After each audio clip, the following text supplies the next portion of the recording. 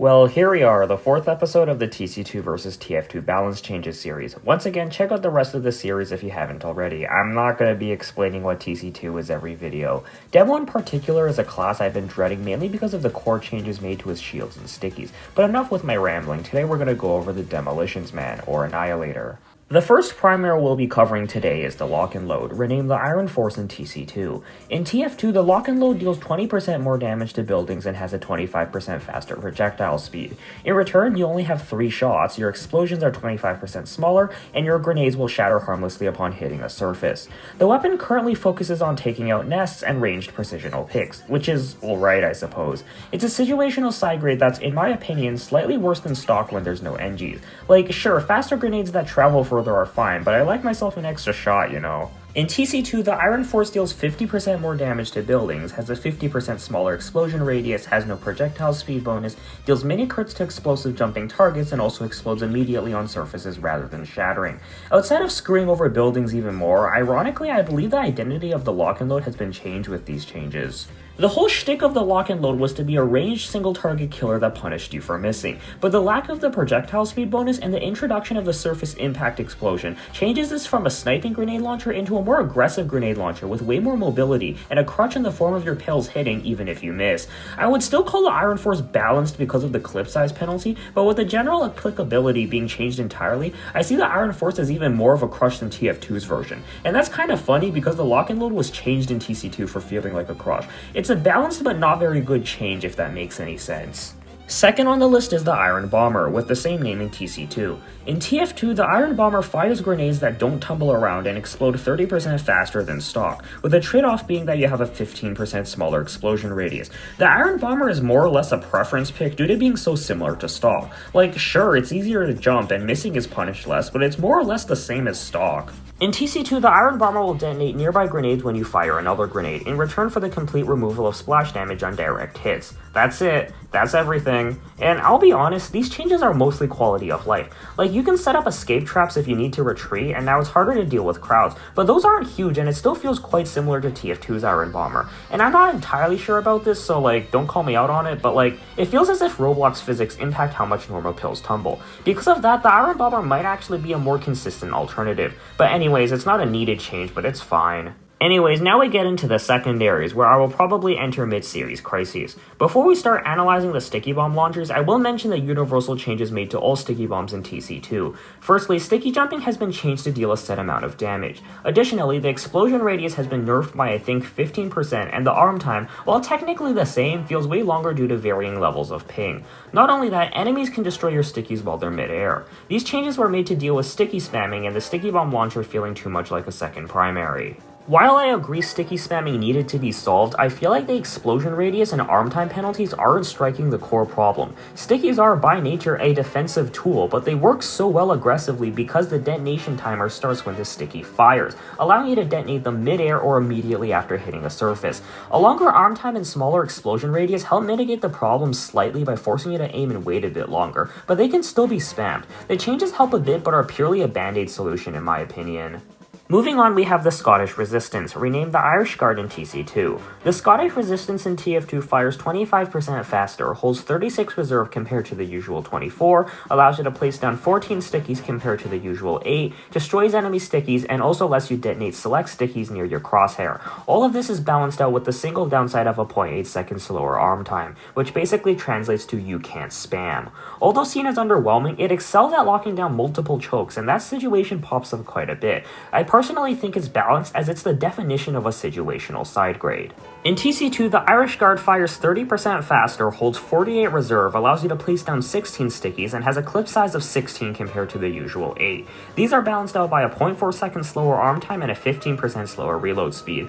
I mean, it's basically what the Scottish Resistance usually does, but made easier. The faster firing speed, increased reserve, larger clip size, and additional traps just makes defending way easier, while the downsides make spamming harder. I find it interesting saying that they buffed the arm time compared to TF2's though. I suppose the nerfs on sticky bombs overall needed to be mitigated. The Irish Guard is still a balanced defensive beast that feels way better to use than TF2's, so this is a good change. Next up is the Quickie Bomb Launcher, under the same name in TC2. The Quickie Bomb Launcher in TF2 charges 70% faster, or in 1 second compared to the usual 4, deals up to 35% more damage when charged, has a 0.2 second faster arm time, and can destroy enemy stickies.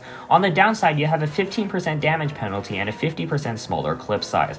The Quickie is less effective at spamming and setting traps due to the smaller clip, but the ability to quickly throw out stickies at any range creates a very effective ranged elimination secondary, working well to finish off enemies from afar. It's a balanced and quite fun weapon, to be honest. In TC2, the Quickie Bomb Launcher deals only up to 15% more damage when charged, but also has a 15% blast damage resistance from sticky jumps. I mean, I don't really think this changes much. Stickies now do the same damage as stock when charged, and you can take slightly less damage when jumping, so I suppose rollouts are easier? It's an unnecessary change, but the Quickie Bomb Launcher is still effective at what it does, so it's alright, I guess.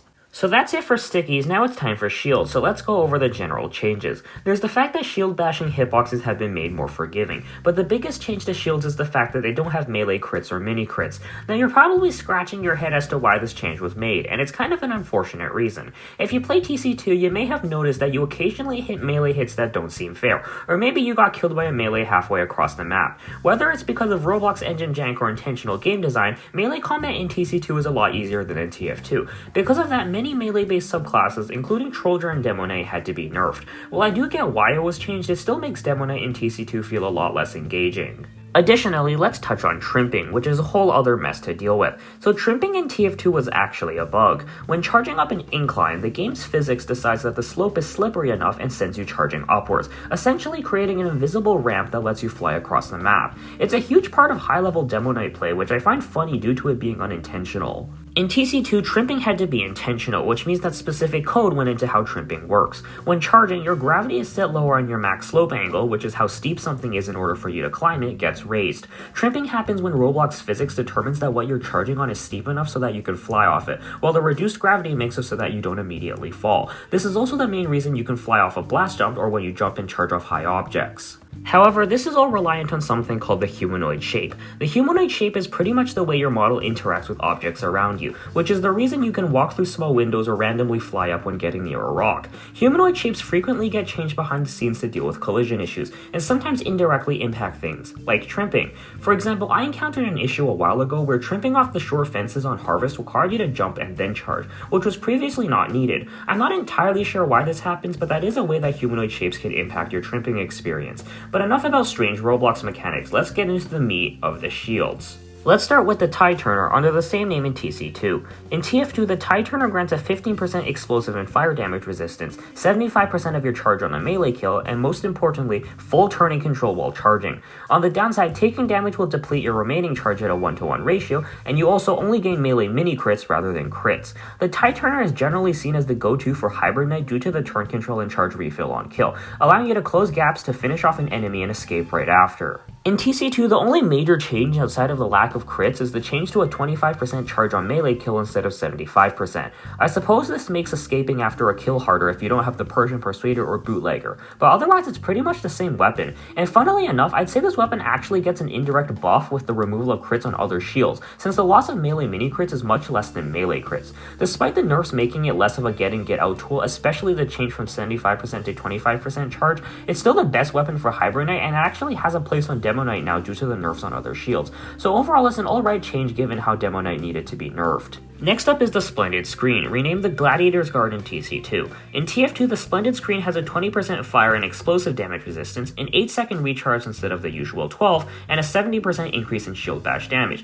effectively allowing you to deal around 85 damage on a shield bash assuming you don't have Islander heads. It trades resistances for more charges and dealing an extra bit of damage if the melee swing isn't enough, creating a jack-of-all-trades shield that is favored by plenty for Demo or Hybrid Knight. In TC2, the Gladiator's Guard has a 9-second recharge compared to TF2's 8 and also loses all of its resistances. While the shield is still usable and many like it for the light class combo hit and faster recharge, I really don't get why the changes were made. Like, you already got rid of crits, did you really need to nerf the recharge rate by a literal second and get rid of resistances? It's not a change that kills the weapon, but I really don't get why it was made. And although not in TF2, let's take a quick look at the shield that did end up getting crits in TC2, known as the Raging Bull. The Raging Bull's main function is, well, critical hits. You can get melee mini crits at 25% of your charge meter depleted, and melee crits at 60%. You also deal 200% more shield bash knockback, but have the downside of not having any turning control on wearer, meaning even with the booties, or squire boots in TC2, you're just charging a straight line. Even though I understand the power that crit melee swings hold, the stats on this weapon just seem to go against each other.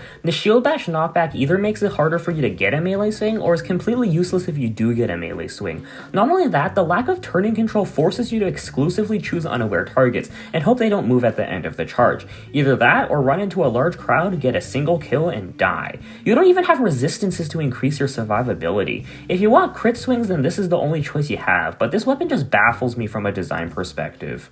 And that closes off the secondaries. Let's begin with the melees now. Remember what I said about melees being easier to use when beginning this section, because, well, we'll see what changes were made. First off, we have the Eyelander, renamed the Black Death in TC2. I promise this name has nothing to do with demo. The Eyelander in TF2 was a sword-type weapon, meaning it has a 75% slower holster and deploy speed, but 50% longer melee range.